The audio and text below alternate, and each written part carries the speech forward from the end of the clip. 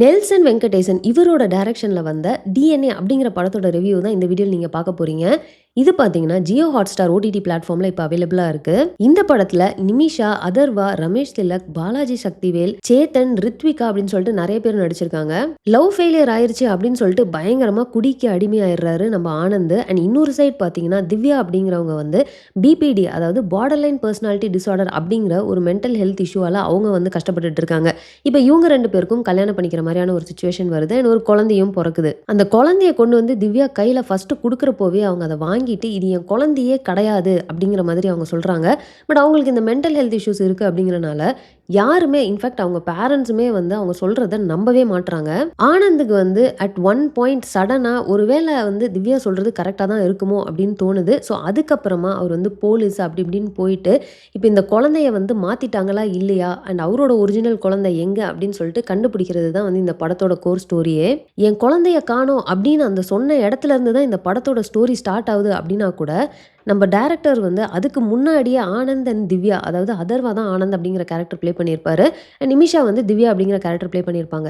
So அவங்க ரெண்டு பேரை பற்றி ஃபஸ்ட்டு நம்மளுக்கு அண்டர்ஸ்டாண்ட் பண்ண வச்சு அவங்க ரெண்டு பேரும் என்ன மாதிரியான விஷயத்தை கோ த்ரூ பண்ணிக்கிட்டு இருக்காங்க, அண்ட் என்ன மாதிரியான ஒரு ரெண்டு கேரக்டர் இப்போ ஒன்று சேர்ந்து வாழ்ந்துட்டு இருக்காங்க அப்படிங்கிறதெல்லாம் நமக்கு ஃபஸ்ட்டு புரிய வச்சுட்டு அதுக்கப்புறம் மெயின் ஸ்டோரிக்குள்ளே வந்தது ரொம்பவே நல்லா இருந்தது. ஸோ ஆனந்த் பார்த்தீங்கன்னா அவர் வந்து பாஸ்ட் லவ், அதாவது அவங்க எக்ஸ் வந்து விட்டுட்டு போயிட்டாங்க அப்படிங்கிறதுனால அவர் ரொம்ப குடிச்சு அவர் வீட்டில் வந்து எப்படி பார்க்குறாங்க, வீட்டில் அவங்க அப்பா அண்ட் அவங்களுக்குள்ள இருக்கிற அந்த பாண்டிங்லாம் எப்படி இருக்கு. இன்னொரு சைட் பார்த்தீங்கன்னா நம்ம திவ்யாவுக்கு வந்து பார்டர் லைன் பர்சனாலிட்டி டிசார்டர் இருக்கு அப்படிங்கிறப்போ அவங்க அது எப்படி பிஹேவ் பண்ணுவாங்க, அண்ட் பிபிடினா என்ன அப்படின்ற மாதிரியான டீட்டெயில்ஸ் எல்லாம் நமக்கு ஸ்டார்டிங்லேயே கொஞ்சம் கொடுத்துட்டு அதுக்கப்புறமா தான் அவங்க ஸ்டோரிக்குள்ளே போவாங்க. இந்த படத்தில் நிறைய இடங்கள்ல edge of the seat thriller moments இருந்துச்சு. இன்னும் சொல்ல போனால் ஒரு பாட்டி ஒருத்தங்க 2 பேக்கை தூக்கிக்கிட்டு ஃபுல்லாக சிப்ஸ் முறுக்குன்னு சொல்லிட்டு அந்த ஹாஸ்பிட்டலில் விற்கிறதுக்கு போவாங்க.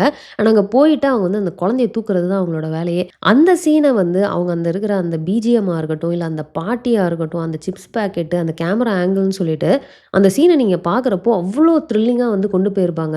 அதுக்கப்புறம் இதில் வந்து அந்த போலீஸ் இன்வெஸ்டிகேஷனாக இருக்கட்டும், அந்த நெட்வொர்க்கை கண்டுபிடிக்கிறது அண்ட் எப்படி இவங்க கண்டுபிடிக்கிறாங்க அப்படிங்கிற எல்லா விஷயமுமே பார்த்தீங்கன்னா சஸ்பென்ஸ் வந்து கடைசி வரைக்கும் சூப்பராக கொண்டு போயிருப்பாங்க.